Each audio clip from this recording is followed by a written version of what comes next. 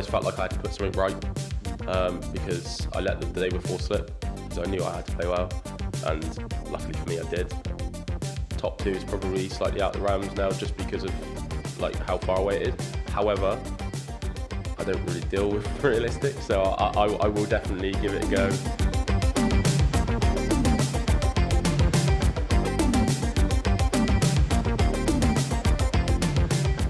Hello and welcome back to our Tungsten Talk series here on Pluto TV, where we delve into the lives and the careers of many a dart player. And today we are going to have a chat with the last Challenge Tour winner, which is Jack Tweddell. Jack, great to have you with us. Thank you very much. Now, we'll get onto the Challenge Tour win in due course, but I am fascinated to get your story from the early days of the development tour and even before that. So kindly tell us how you got into the sport initially. Yeah, I mean, for me, it was more of a family thing. So my brothers played darts, their dad plays darts. So I kind of started with them when I was, I want to say like 11, 12, around that sort of age.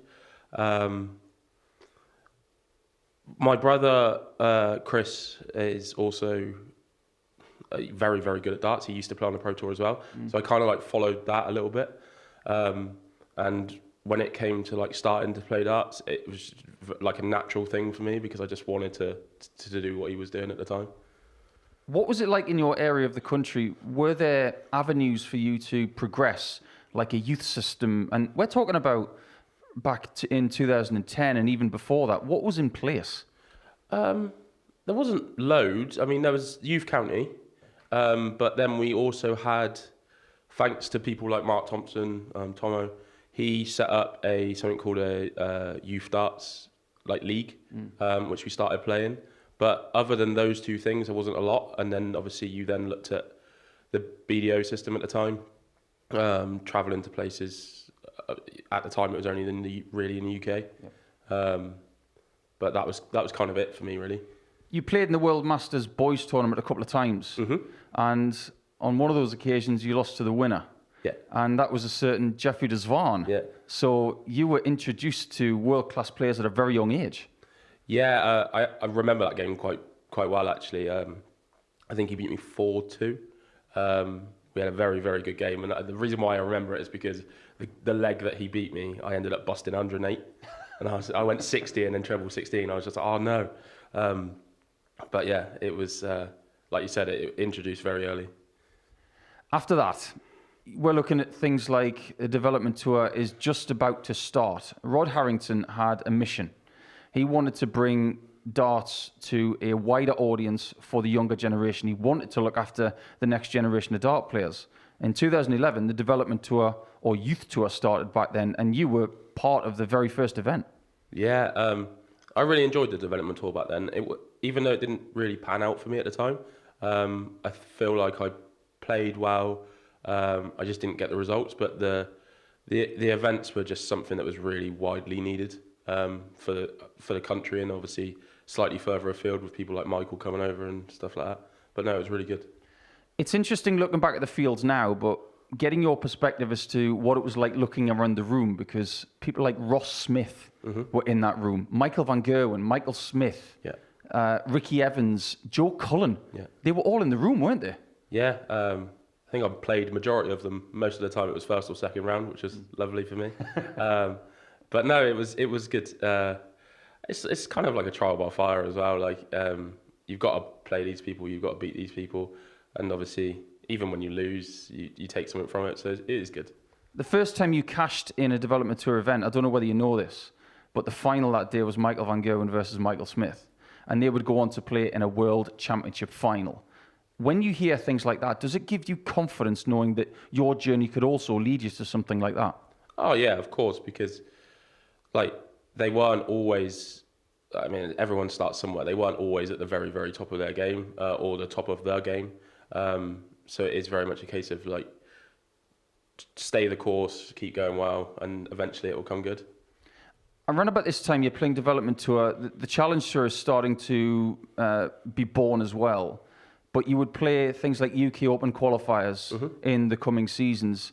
Tell us what it was like going into the room with all of the pros at this point in time? You've obviously had exposure to the likes of MVG and Michael Smith at this point, but looking at the Mervyn Kings and the James Wades and the Phil Taylors in the room at the time, that must be a very different experience.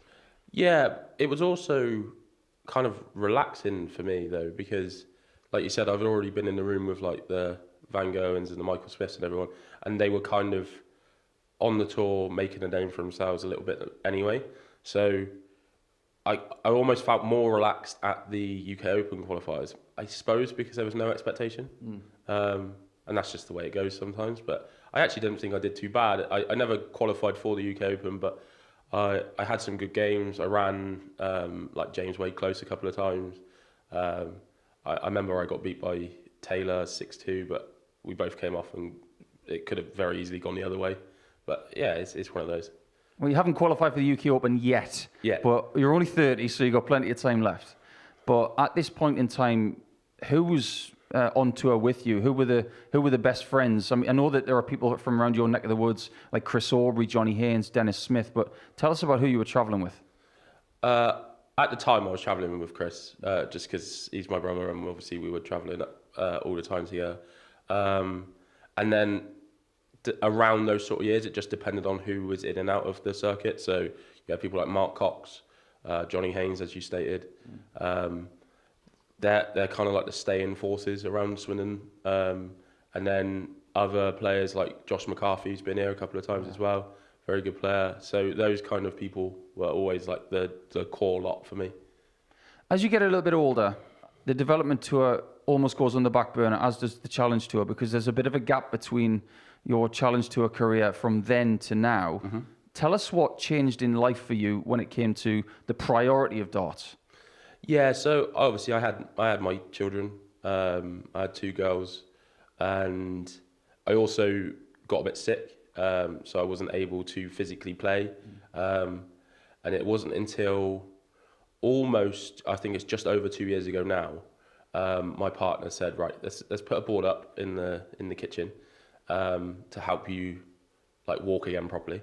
So then we started doing that, and then everything kind of progressed from there. And 18 months ago, almost to the day now, was my first competition outside of the house. So obviously from there, it's gone really well. A lot of people look at darts these days as a business. Mm-hmm. They see it as something to make money, to be famous. But darts can also be something as a rehab tool, not just physically, but mentally. What do you think about that? Oh, 100%. I'm under the sort of thought process of if I stop playing darts tomorrow for whatever reason, it's got me back to being able to walk a little bit better. Obviously, everyone has their bad days, but walk a little bit better, and just health in general has got a little bit better for me. Mentally as well, it makes me realise that the worst that's going to happen is you win or lose. So there's only 2 outcomes. There's nothing really worse than that. Moving forward, obviously, when we hear things like this, we're encouraged that the sport can give you more confidence and increase physical ability. But the drive and the hunger to succeed, is it the same now as it was at the start, or is it bigger? I feel like I'm in a better place with myself now than I was years ago. So maybe I expect more from myself now because I'm slightly more relaxed with it. I think at the time I assumed I was going to do well because other people thought I was going to as well. Because naturally back then I didn't really put in the hours, but naturally I was just like very solid and very naturally able to throw darts. I didn't really put the hours in. But now I practice a little bit more, and yeah, if it comes, it comes, but I think I will. The financial rewards are very different these days as well. Mm-hmm. Looking back at 2011, the first time you made any money from the development tour was £100. Yeah. Now, £100 back then was probably seen as quite a lot of money. Nowadays, it's very, very different, isn't it? Because you think about the challenge tour, you think about the dev tour, and what these kids are making. It's a little different now, isn't it? Yeah, especially when you look at the challenge tour for me. Obviously, dev tour, I'm a little bit old now, but challenge tour for me, if I were to say make £75, I'd view that as maybe a slightly unsuccessful day. I've had this conversation with my partner quite a few times that I don't view it as money. I look at it as points because that's how it looks on the table. And I think 75 points, for instance, is not very good. Versus what could be a couple of 100 points or 1,000 points or whatever it may be. Yeah, I think that's the poker mentality, isn't it? Don't look at your chips as cash. Yeah. Look at them as units. But that's not a bad way of looking at things moving forward, because your challenge tour at the minute is pretty good. You're in the top 10. Ambitions for the rest of the year? What are you thinking? I mean, the last time I was here, I had an interview up here, and I remember being asked, like, how do I think Challenge Tour's going so far for me? I think at the time I was like 35th. I was quite disappointed with that because I felt like I'd been playing well enough to get higher than that. So to be in the top 10, I think currently I feel like it's where I should be, just for the sole reason of that's how I've been playing. So I don't really want to let that sort of position slip. I think if I was to be realistic, top 2 is probably slightly out of the realms now, just because of like how far away it is. However, I don't really deal with realistic, so I will definitely give it a go and try and push for top 2. I don't want to drop any lower than what I am. We can't let you go without asking about the recent win. Now, things have almost come full circle because you started Development Tour Darts in 2011. This is around about the time where Mervyn King was in the Premier League. Yeah. And then in 2025, in the month that we're actually filming this, you win a Challenge Tour event, beating him in the final. That must feel a bit strange, but brilliant at the same time. Yeah. For me, that Challenge Tour win was... It almost felt due. You never expect anything, but it almost felt due. Especially the day before I got to the semi-final, I felt like I threw the game away. And the Sunday, for me, the one that I beat Mervyn in the final, I almost felt like I had to put something right because I let the day before slip. And then to play not even just Mervyn, I played Colin in the semis as well. They were just two players that obviously you've grown up watching, and I knew that they were going to, even their resting games of sort of like 88, 89 averages, I knew I had to play well, and luckily for me I did. But yeah, you got the win, and as far as this place is concerned, we've seen you in a final here in our previous series. 2025 could be a really, really good year for you, not just on the Challenge Tour, but here as well. Ambitions for this year at the MODUS Super Series? I still want to win one. I want to get into a Champions Week. That's my sort of ambition, whether that be towards the end of this year or very beginning of next year, obviously depending on how Q School goes and so on. But that's got to be my aim. Anything below that is not disappointing, but maybe slightly underperforming. Well, for the rest of 2025, Jack, we wish you all the best. It's great to hear your story. Thanks for your time this morning. That was Jack Tweddell. I've been Paul the Asset Nicholson, and he's told you darts is not just about success and money. It's also a rehabilitation tool for some people. So think about what darts can mean to you. That was the Tungsten Talk. We'll see you soon. Outside chance for Tweddell. Wow, what a shot! A 164 finish there from Jack Tweddell. He's left himself on a double after 12, but is he going to get a go? Jack Tweddell gets a match dart at tops to finish off with a 118. Jack Tweddell! What a debut! He'd be disappointed he's not on a finish. He cannot apply pressure to this 102, which could go. Does go! Just listen to that. Their man is a leg away from the semi-finals, and he has the darts to do it. Getting desperate here for Jack Tweddell. But what a shot, what a visit there for Jack Tweddell. It was desperate times, he was staring down the barrel. Bradley Roos looking flag. It's Bradley for a to the reverse. 3-0 lead.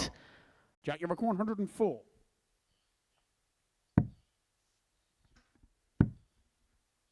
Tops.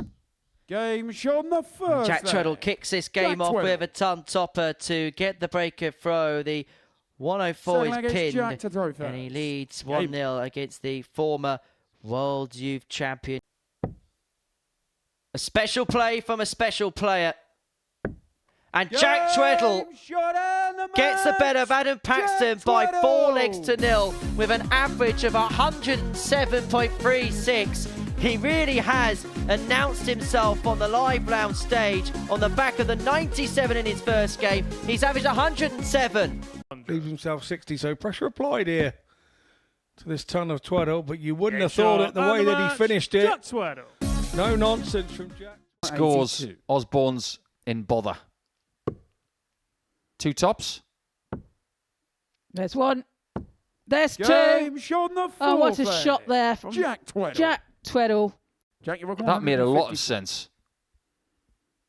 154 then for Jack. Tops. Oh my Game shot goodness of the me. match, Jack Some Tweddell. excellent finishing here from Jack Tweddell. He takes the match by 4 legs to 1. All in the hands of Jack Tweddell from this point onwards. He's taken the throw of Gary Stone and now should from this point onwards get an opportunity to win the match from here. Absolute scenes here. The live lounge in Portsmouth. Jack 59. Tweddell knew Joker what he had to 100. do. And Gary Stone looks a beaten man. Jack Tweddell has put his foot on the pedal. Jack Tweddell, what a victory. Gary Stone is out. Listen to that crowd. Jack Tweddell, he said this crowd could be his fault.